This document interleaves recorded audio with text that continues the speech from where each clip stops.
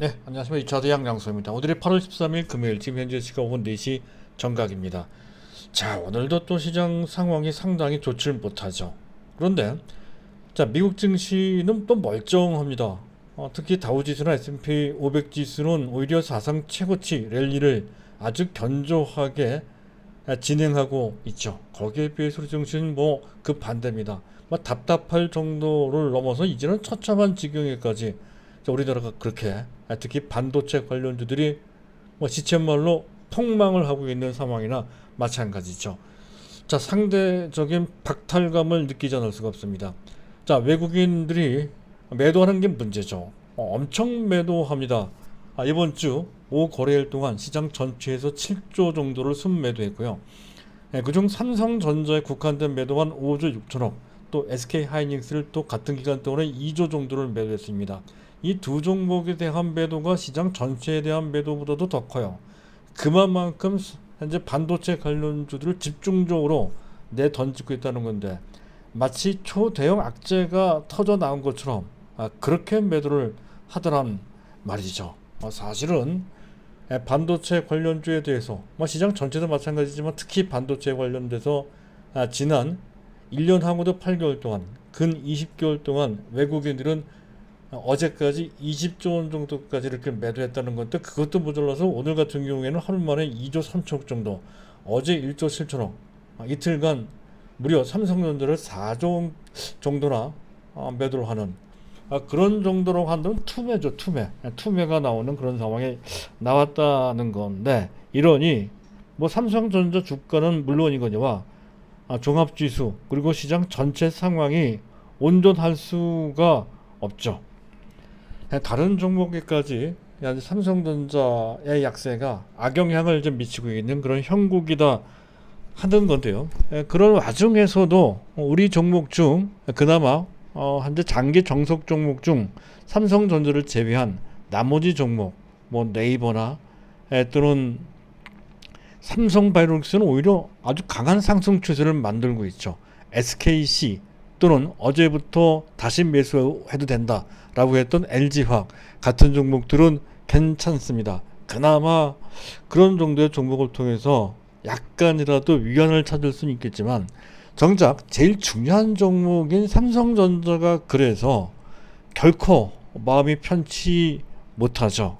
상당히 쓰라린 그런 상황이라고 할 수가 있겠습니다. 따라서 이제 오늘의 주제는 뭐 딴 거 할 필요가 없을 것 같습니다. 반도체 이렇게 급락하고 있는데, 어제 그제도 말씀드렸습니다만은 다시 한번 또 다져서 판단을 좀 해볼 필요가 있겠습니다. 과연 괜찮은 것인지 한번 따져봐야 된다는 거고요. 자, 그리고 작년과 올해에 걸쳐서 일반 개인들, 이른바 동학개미들이 어마어마하게 매수를 했습니다.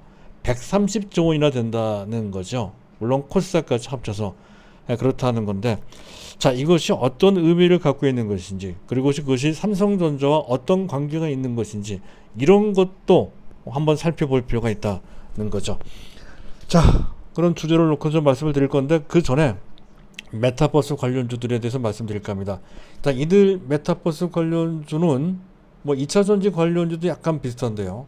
상당히 대중 인기주가 돼 있다는 거죠. 그래서 그렇게 대중적인 인기를 갖고 있는 테마는 지수 환경 내지 또 어떤 특정 이슈 또는 시장 분위기에 상당히 민감합니다. 지수가 적당히 약한 것까지는 괜찮을 수 있겠으나, 자, 오늘같이 또 최근같이 지수가 급락하는 상황, 그것도 대표적인 종목인 삼성전자 저렇게 급락을 하면 거기에 부정적인 영향을 안 받을 수가 없죠. 그럴 때는 매수를 서두를 필요가 없다라고 이제 설명을 드렸고, 갖고 있는 물량에 대해서는 뭐 당연히 그대로 보유하면 됩니다만은, 최소한 신기록 매수하는 데 있어서는 그 타이밍을 늦춰서 볼 필요가 있다 하는 건데요. 그 얘기는 다음 주 초 만약에 시장이 안정된다라고 했을 때는 거기에 맞춰서 시장이 안정된다는 것은 외국인들의 수급만 봐도 충분히 알 수가 있겠죠. 만약 그런 상황이다 라고 했을 때는 메타버스 관련주 중 뭐 복잡하게 할 거 없습니다. 일단 두 종목에 초점을 맞추자 라고 하고 있죠. 맥스트라는 종목이고요. 맥스트. 자, 그리고 신규 상장 종목입니다. 그리고 자이언트 스텝이 있죠. 이들 종목이 맥점에 와 있습니다. 눌림목 상태에 있거든요. 시장 때문에 조금 더 빠지는 경향이 있지만 어찌됐든 갖고 있는 물량 그대로 갖고 있을 뿐만 아니라 안 갖고 계신 분들은 그때가 시장 분위기를 봐서 시장 상황이 그렇게 나쁘지 않거나 지수가 올라가거나 그런 상황에 나가면 이들 종목을 매수할 수 있는 기회가 된다 하는 관점으로, 단타 관점이죠. 그런 관점으로 이제 보실 필요가 있겠다 하는 점을 먼저 말씀을 드리면서, 자, 순서를 밟아서 이슈에 들어가도록, 주제에 들어가도록 하겠습니다. 자, 오늘도 이슈부터 점검을 해야 될 건데요. 일단 미국은 좋아요. 근데 문제가 되는 것은 PPI. 어제는 CPI를 말씀드렸었죠.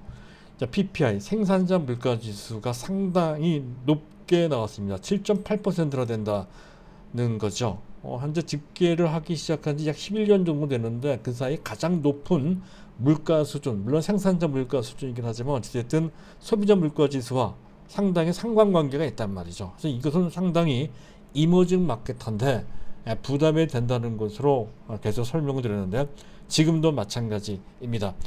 자, 그런 사이 미국 증시는 또 그런 것에 크게 영향받지 않은 채 다우지수나 S&P 지수는 뭐 큰 폭은 아니지만 가파르게 올라가는 것은 아니지만 사상 최고치를 계속 갱신하고 있는 아주 견조한 모습을 하고 있다 하는 것도 우리와는 다른 부러운 특색이라고 할 수가 있겠습니다. 자, 시장 점검을 좀 해볼 필요가 있겠는데요. 자, 미국 자체 금융시장은 계속 안정을 취하고 있는 그런 모습인데요. 그것은 미국의 국채 10년물 금리를 통해서도 확인이 되죠. 1.3596%. 하지만 달러 인덱스, 글로벌 전체 금융시장으로 봤을 때는 현재 위험 자산보다는 안전 자산 쪽으로 쏠려 나가고 있다는 것을 현재 DXY 달러 인덱스를 통해서 알 수가 있겠습니다. 달러 인덱스가 계속 꾸물꾸물 올라가는 그런 추세입니다. 어느새 93.2라고 한다면 2년 중 최고치 정도 수준까지 달러 가치가 올라간다 하는 것. 자, 미국에서 달러 유동성을 거의 무한대급으로 공급하며 보편적으로는 달러 가치가 떨어지는데도 불구하고 오히려 올라간다는 것은 그만큼 글로벌 금융시장에서 안전자산을 추구하는 성향이 상당히 높아지고 있다는 것이죠. 반대로 이머징 마켓 쪽은 썰렁해질 수밖에 없는 그런 상황이다 하는 것은, 자, 우리 증시에 부담으로 작용되고 있다는 것이고, 그것과 관련돼서 WT 최근에 확진자가 증가하고 있고요. 또 반도체 악재가 나오는 바람에 더욱 그런 것 같습니다.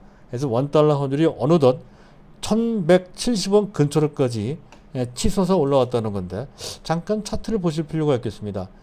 현재 보고 계신 화면 속의 오른쪽 하단에 원달러 일봉 차트가 나오고 있죠. 오른쪽 끝에 박스를 그려놨는데요. 상당히 가파르게 원달러 환율이 연중 최고점을 뚫고 올라가는 그런 모습이 나오고 있음을 볼 수가 있습니다. 원달러 환율이 올라간다는 것은 달러 대비 원화 가치가 급락한다는 거죠. 우리나라 금융시장에서 달러가 빠져나간다. 주식시장에서 외국인들이 매도한다는 것을 뜻한다는 것인데, 굉장히 가파른 상승 추세가 만들어지고 있다는 것에서 그 전에도 말씀드렸지만 다소 걱정이 된다 했던 건데요. 이런 식으로 가파르게 올라가는 것이 상당히 부담스럽게 작용되고 있는 것이 우리가 당면하고 있는 현실이라는 거죠. 일단 이것은 부담이 됩니다. 그런 관점을 일단 그 점과 관련돼서는 약간 계속해서 경계를 해야 될 것이다 하는 것이고요. 하지만 그렇다 하더라도 환율로 본다라고 한다면 1200원까지 가지는 않을 것으로 판단이 됩니다. 대략적으로 1180원 정도 수준에서 일단 고점 저항을 맞을 가능성이 크다는 그런 전망이라는 것을 더불어서 말씀드리도록 하고요. 자, 그리고 가까운 주변 증시, 우리 증시는 굉장히 썰렁했습니다만은, 그러나 현재 반도체 지수나 나스닥 선물 지수나 일본 증시, 중국 증시 등은 뭐 그런 정도로까지 나쁘진 않았습니다. 유독 우리나라 증시만 그렇게 반도체 악재 직격탄을 맞아서 휘청됐다는 거죠. 자, 수급을 좀 보도록 하겠습니다. 수급은 일단 자막을 지워놓고요. 자, 일단 테이블만 보도록 하겠습니다. 외국인들이 뭐 엄청 매도했습니다. 2조 7천억 가깝게 초대 규모로 매도했다는 건데 금년 들어서 최대 규모는 아니고요. 두 번째입니다. 두 번째로 매도했다는 것이고, 그리고 약 5거래일 만에 7조 원 정도를 매도했다 했던 건데 5거래일 동안 7조 원 매도한 것은 최대 규모인 것 같습니다. 그 정도로 단기간 외국인 매물이 특히 반도체 주에 대해서 집중됐다는 것을 알 수가 있고, 그것도 오늘 같은 경우에 코스닥 선물까지 자 이른바 삼각 순매도를 했다는 거, 기관까지 같이 매도를 해서 쌍끌이 순매도, 전형적인 지수 약세장에서 보이는 그러한 부정적인 수급 구도를 그렸다는 것은 역시 부담으로 작용되고 있다 하는 건데, 그나마 다행인 것은 현재 기관들의 매도가 크지 않았고요. 연기금이 순매수를 했다는 거죠. 그런 점은 조금 다행입니다만은, 하지만 워낙 외국인 매도세가 워낙 강해서 지금 그런 것으로 충분히 커버된다라고 보기에는 아직은 상당히 거리가 있는 것으로 그렇게 이제 판단이 됩니다. 일단 수급으로 봤을 때는 상당히 불리한 상황이 현재 만들어지고 있다 하는 거고요. 또 한 가지는 베이시스. 그나마 베이시스가 플러스로 반전됐는데, 하지만 장중에는 계속 마이너스, 즉 백오대전 상태, 선물지수가 현물지수보다 오히려 낮은 그런 상황으로 오히려 현재 전환이 됐다, 나빠졌다는 것이죠. 그런 것과 또 연관돼서 대규모의 프로그램 매도가 출회가 됐습니다. 비차익 프로그램 매도만 무려 1조 3천억 정도나 쏟아져 나왔다는 건데, 비차익 매도는 대부분 외국인 매도죠. 다행스러운 것은 그나마 비차익 매매는 상당히 단기 성향이 높은 그런 수급입니다. 따라서 오늘은 대규모로 매도를 했지만 다음 주에는 이 매도한 물량이 다시 들어올 수도 있다는 것이죠. 그런 점에서는 그나마 다행입니다만은, 일단 당장은 시장에 상당히 큰 부담을 준 그런 수급이었다라고 할 수가 있겠습니다. 일단 객관적으로 놓여 있는 현재 우리가 당면하고 있는 상황은 그렇게 썩 좋은 상황이 아니다 하는 것을 한눈에 알 수가 있죠. 오히려 더 빠질까봐 걱정이 되는 그런 상황이다라고 이제 볼 수가 있다는 건데, 자, 그 점을 반도체를 우리가 진단을 하면서 한번 검증을 좀 해보면 어느 정도 윤곽을 잡을 수가 있을 것 같습니다. 겉으로 봤을 때는 험난하고 겁이 나지만 실제 내용상으로 봤을 때 그런 정도로 겁나는 상황은 아니다라는 것이 결론인데요. 자, 일단 자막을 올려놓고 좀 말씀을 드릴까 합니다. 그리고 차트도 이왕이면 삼성전자 주가를 올려놓고, 삼성전자가 이런 식으로 주가가 망가지는 모습은 참 보기 힘든데요. 어쨌든 그렇게 되고 있습니다. 일단 외형적인 급락 배경은 뭐 아시겠지만 매스컴에서도 많이 발표가 되고 있죠. 어제 그제 트랜스포스 대만 조사 업체입니다. D램의 향후 4분기 D램가가 5% 정도 하락할 것이다. 이 정도는 아무것도 아닌데, 현재 평상적으로 나올 수 있는 정도의 하락폭인데 이걸 갖고서 또 상당히 민감하게 반응한 측면이 분명히 있었고요. 또 어제 나온 것이 모건 스탠리 악재가 있었죠. 반도체 겨울론이 나왔었고요. 그리고 또 CLSA, 여기도 또 부정적인 의견을 내놨죠. 그래서 반도체 D램가가 4분기뿐만이 아니라 내년도 내내 약세를 면치 못할 것이다. 전체적으로 약 25% 정도 가격이 하락할 것이다라고 하는 그런 전망을 내는 것도 또 악영향을 미쳤던 것으로 그렇게 판단이 됩니다. 전체적으로 보면 PC 업체 재고가 증가되고 있다 하는 것과, 또 추세적으로 현재 팬데믹과 관련된 제재가 완화됨에 따라서 그와 관련된 수요가 줄고 있다는 것, 그렇게 되면 공급 과잉이 된다는 그런 논리, 실제로도 지금 현재 반도체 D램가 현물가 가장 대표적인 상품이 DDR4 8GB짜리이죠. 이 현물가가 최근 7월달까지는 괜찮았는데 8월달 들어서 약간 내려가고 있다는 것을 보고 현재 향후 반도체 가격이 더 크게 내려갈 것이다라고 그렇게 진단을 하고 있더라 하는 거죠. 실제로도 우리나라 하이닉스뿐만 아니라 이 모건 스탠리는 마이크론 테크놀로지, 미국의 반도체 D램 업체죠. 여기에 현재 지금 투자 의견을 대폭 하향 조정 거의 뭐 반토막까지는 아닌데 원래 목표가의 3분의 2 정도 수준으로 대폭 하향 조정을 했고 바로 그 바람에 간밤에 마이크론 테크놀로지 주가가 하루 만에 무려 6.8%나 급락했다는 것도 또한 악재가 돼서 우리 증시에 직격탄이 됐다는 거죠.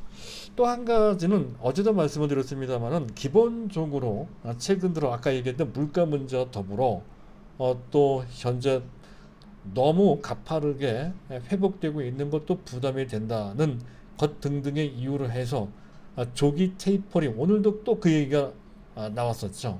빠르면 10월 달 정도에 단계적이나마 테이퍼링 자산 매입 규모를 줄일 필요가 있다는 얘기가 나오고 있습니다. 그런 식의 분위기가 기본적으로 작용하고 있어서 이머징 마켓에 대한 외국인들이 꺼리는 상황, 회피하는 성향이 높았단 말이죠. 그런 상태에서 반도체 악재까지 나오니 결과적으로 봤을 때 울고 싶은데 뺨 맞은 격이 됐다. 이렇게 표현할 수 있는 상황. 이것 때문에 크게 다친 상황이 됐다라고 이제 표현할 수가 있겠습니다. 근데 이거 말고도 내면적인 또 부정적인 요소가 조금 더 작용이 되는 측면이 있는데 실질적으로 더 크게 작용하는 그런 내용이지 않을까 싶은데 한번 살펴보도록 하죠. 사실은 2018년도 그 당시에 2018년도 반도체 초호황기 최고의 전성기였었습니다. 근데 그때 당시 외국인들이 1년간 투자한 것은 성과가 안 좋았죠. 낭패를 본 바 있습니다. 잠깐 그 차트를 한번 보시도록 하시죠. 현재 보고 계신 차트에 삼성전자의 약 3년 정도 되는, 약 4년 정도 되네요. 4년 정도 차트인데요. 왼쪽 하단에 보면 요 자막을 일단 지워놓고 볼 필요가 있겠습니다. 자막에 가려서 안 보이는 것 같습니다. 자막에 보면 왼쪽 하단에 박스가 그려져 있죠. 이 박스가 그려져 있는 기간이 2018년도 그 당시였었습니다. 한눈에 딱 봐도 주가가 올라가기는커녕 1년 내내 내려갔음을 알 수가 있습니다. 2018년도에 당시 삼성전자의 영업이익은 상상을 초월할 정도로 엄청나게 좋았죠. 58조 9천억이라고 하는 초대 규모의 영업이익을 낸 바 있고요. 특히 3분기 때가 제일 전성기로서 그 한 분기 만에 그 영업이익이 무려 17조 원 정도로까지 그리고 반도체만 14조 원 정도 영업을 냈던 그 한 해, 그 기간이 2018년도고 분기를 따졌을 때 2018년도 3분기였다는 거고 이것과 관련된 전망은 사실 2017년 그 전부터도 많이 알려져서 그때 전까지 2017년도 10월 달까지는 적어도 삼성전자 주가가 5만 5천 원 이럴 때까지 계속 좋았습니다. 하지만 그 이후에 계속 더 좋아진다는 얘기가 긍정적인 얘기가 나왔음에도 불구하고 삼성전자 주가가 더 올라가기는커녕 오히려 주가가 1년 내내 1년도 넘었죠. 거의 한 14개월 정도를 계속 내려갔다란 말이죠. 바로 그것 때문에 삼성전자에 투자한 많은 외국인들 뭐 국내 기관들도 다 포함이 되고 물론 미리판 외국인들도 있었습니다만 그렇지 않은 외국인들도 상당히 많았고 기관들도 많았습니다. 그 당시에 너무 좋은 상황이라는 것에 취한 나머지 향후 1년 후, 2년 후에 있을 삼성전자 주가 D램이 하락할 수 있다는 것에 대해서 약간 방관한 측면이 있었다는 거죠. 바로 그 바람에 팔지 못한 것에 따른 어떤 후회가 있었던 그런 한 해가 바로 2018년도였었다 하는 것이고 그때 당시에 투자 실패를 했던 외국 입장에서 봤을 때에는 그 트라우마가 있다는 거죠. 그랬을 때 이번에는 이제 그때처럼 실패하지 말고 그런 악재가 조금이라도 있을 것 같으면 미리 팔자. 향후 4분기 또 내년 1분기, 2분기까지 좋을지 모르지만 그 이외의 상황이 나쁠 수 있다고 한다면 지금 현재 주가가 어느 정도 괜찮을 때 그때 미리 팔아야 그러한 현재 그 부정적인 흐름을 피할 수 있다라고 하는 과거의 학습이 오히려 트라우마로 작용에 대해서 더 적극적으로 판 측면이 있다는 거죠. 이게 오히려 장애가 되는 측면이 있습니다. 그래서 당시 2017년도 다시 자막을 올려놓고 말씀을 드릴까 합니다. 2017년도 당시 10월 달부터 그 당시 주가가 5만 5천 원이었고요. 그리고 14개월 후 2018년 12월 달에는 뭐 최악이었죠. 그래서 3만 6천 원. 14개월 동안 삼성전자 주가는 실적이 그렇게 좋았음에도 불구하고 주가가 올라가기는커녕 거꾸로 34%나 주가가 폭락한 바 있었다는 것이죠. 실패도 이런 실패는 대단히 부정적인 실패였다는 것이 아마도 외국인들한테 상당한 경계로 작용된 것이다. 그렇게 이제 판단이 된다는 것이죠. 그리고 또 한 가지는 그때 당시에 이런 얘기도 있었습니다. 워낙 반도체가 좋다 보니 삼성전자도 또 SK하이닉스나 마이크론 테크놀로지도 서로 간 D램 싱글 라인, 생산 라인이 있죠. 증설하는 경쟁이 좀 붙은 측면도 좀 있었습니다. 그 당시 이런 정도로까지 현재 반도체 가격이 폭락할지는 당시 한때 DDR4가 한 거의 8달러 정도 수준까지 갔다가 2달러 때까지 떨어졌으니까 상당히 많이 떨어진 거죠. 그런 정도로까지 폭락하리라고는 미처 생각하지 못했던 측면이 있었던 것 같습니다. 당시 그래서 그 3사가 반도체 D램 싱글 라인 증설하는데 약간 경쟁적으로 현재 그 붙었었습니다. 바로 그것 때문에 그 이듬해 2019년도, 2020년도 그 당시 신규 라인 증설에 따른 공급이 증가되고 또 수요는 감퇴되고 하는 바람에 반도체 가격이 2020년도 때 작년이죠. 바닥을 치게 됐다. 그 DDR4 8GB짜리가 2달러 때 수준으로까지 폭락을 했다 하는 결과를 토로했단 말이죠. 그래서 이번에도 그와 관련된 부담, 즉 현재 이재용 부회장이 일단 가석방 됐고, 그리고 SK하이닉스가 싱글라인 증설 계획을 당초대로 계속 밀어붙이겠다는 뜻을 갖고 있고 하니 다시 D램 증설이 나오고 수요는 줄고 하니 한 2019년, 2020년처럼 결국 반도체 D램 가격이 급락하지 않겠느냐라고 하는 우려가 또 작용됐다는 말이에요. 이런 것 등이 내면적으로 복합적으로 작용되는 것으로 그렇게 판단이 되고, 또 한 가지는 지금 대형 서버 업체, 아마존이나 구글이나 이런 업체들입니다. 이런 업체들이 지금 데이터 센터용 서버용 D램을 현재 지금 매입하는 데 있어서 이 바잉 파워가 워낙 센 업체들이죠. 그래서 그들이 연합해서 현재 반도체 D램 가격 협상하는 데 있어서 좀 낮춰달라고 하는 그런 압박을 하는 것으로 알려져 있습니다. 그들 바잉 파워가 워낙 세다 보니까 결국 그 3사, 삼성전자, SK하이닉스, 마이크론 테크놀로지가 거기에 따라갈 수밖에 없는 그런 상황이다라는 것도 작용된다는 건데요. 자, 이점과 관련돼서 반론을 좀 제기할까 합니다. 일단 PC를 갖고 자꾸 얘기를 하거든요. 트랜스포스도 그렇고요. 또 모건스탠이나 또 CLSA도 마찬가지입니다. 하지만 PC 점유율은 반도체 D램 시장 전체의 10% 약간 넘는 정도 수준밖에 되지 않는다는 것이고, 또 대부분 PC용 D램은 저사양이고 낮은 사양이고요. 저가품이 낮은 가격대에 있는 그런 반도체입니다. 이것이 시장을 대표하지 못한다는 거죠. 그리고 하반기 들어서는 계절적 성수기입니다. 졸업도 있고 광군제나 블랙 프라이데이도 있고요.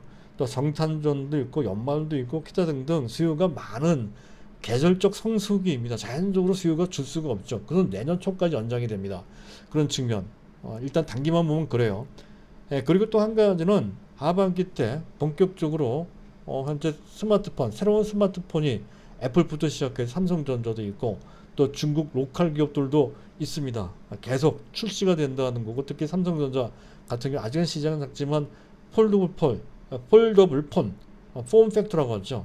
폼팩터 1이 있는 이 폴더블 폰이 본격적으로 대중화될 수 있는 그런 원흉이 될 수도 있습니다. 그런 어떤 그 스마트폰과 관련된 신규 D램 수요가 나름대로 꾸준하게 늘 가능성이 크다는 것도 시장 수요의 기반이 된다는 것이고요.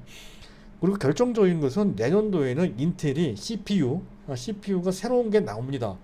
그와 관련된 새로운 수요가 또 창출된다는 것, 이런 것은 전혀 현재 감안을 안 하고 있어요. 현재 그 분석기관에서는. 자, 그리고 삼성전자 또는 SK하이닉스에서 하는 얘기는 그리고 장기 공급 계약을 맺는 데 있어서 이미 금년치는 다 그 계약이 완료됐다는 것입니다. 따라서 현물가는 떨어질지 몰라도 장기 공급가는 변함이 없다는 것이죠. 또 내년도 상황이 그렇게 나쁘지 않다고 보고 있습니다. 전반적으로 PC용 D램은 현재 약할지 모르지만 서버용 D램 수요가 골드만삭스의 진단처럼 워낙 탄탄하고요. 또 현재 대형 빅텍들에 의한 수요처죠. 그들이 현재 가격을 현재 다운시키려고 하는 다운시키고자 하는 그런 협상력을 발휘한다는 것도 현실적으로는 그렇게 쉽지 않습니다. 그런 관점에서 봤을 때 지금 반도체에 대한 부정적인 시각은 앞서 얘기했던 그런 환경, 트라우마까지 작용에 대해서 너무 예민하게, 너무 지나치게 많이 반응한 것이다. 그렇게 판단이 됩니다. 따라서 갖고 계신 분들은 어차피 삼성전자는 장기 투자 종목, 뭐 단기적으로 이렇게 되는 것에 대해서도 사실은 뭐 아무리 장기라 하더라도 이런 모습을 맞이하면 쓰라리죠.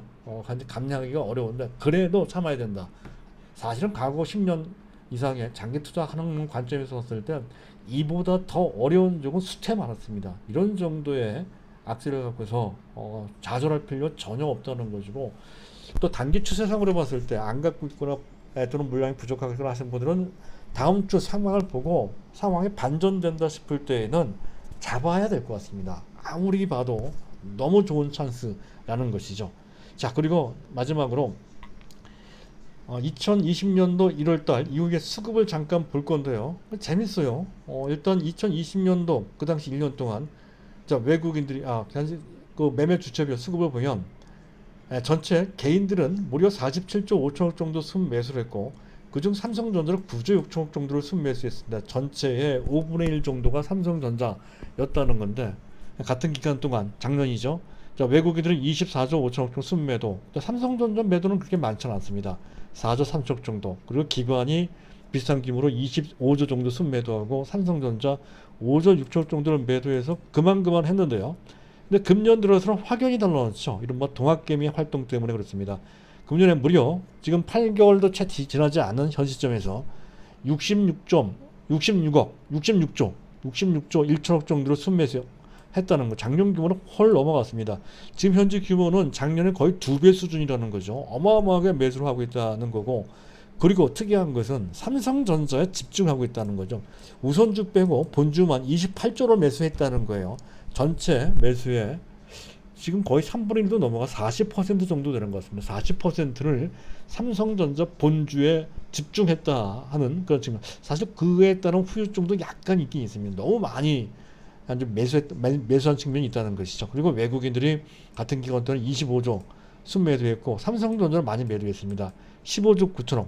오늘 2조 넘게 매도했으니까 그것까지 합치면은 거의 18조 원 정도가 되겠죠. 그리고 기관이 38조 4조 전체 매도 중에 삼성전자 13.6조 정도를 순매도 했다는 건데, 그 합계를 하면 같은 기간 동안에 약 20개월에 걸쳐서 일반 개인들이 113.6조, 오늘까지 따지면 115조 정도 되겠죠. 그리고 삼성전자 37.6조 정도 순매수했고요.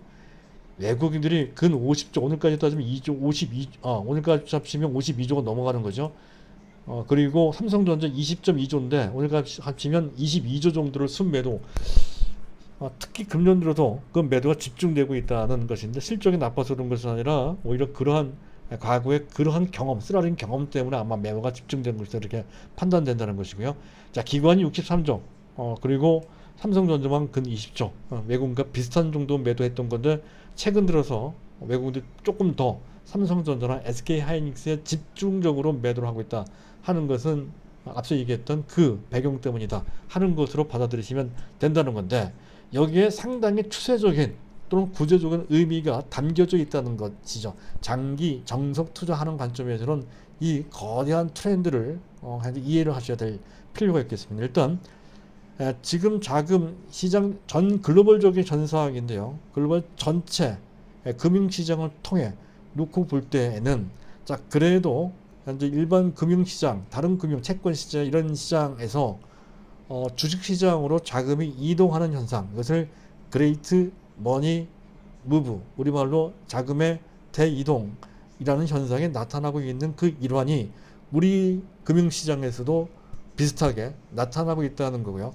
한 가지 더 우리나라만 또 특별히 봐야 되는 것은 근 1년 동안에 코스닥까지 합쳐서 외국인들이 우리 일반 개인들, 이른바 동학개미들이 무려 130조 원 정도를 순매수했습니다.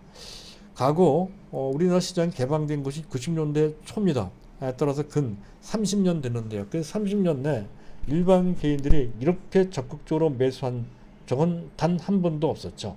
과거 29년간 순매수한 것을 다 합쳐도 아마 이 최근 20개월 동안 매수한 곳에 못 미칠 정도로 어마어마하게 매수했다는 것은 대체 무엇을 뜻하냐 하는 건데, 그것은 그만큼 우리나라 한 가게의 자산 구성을 보게 되면 부동산 자산 비중이 비정상적으로 지나치게 높죠.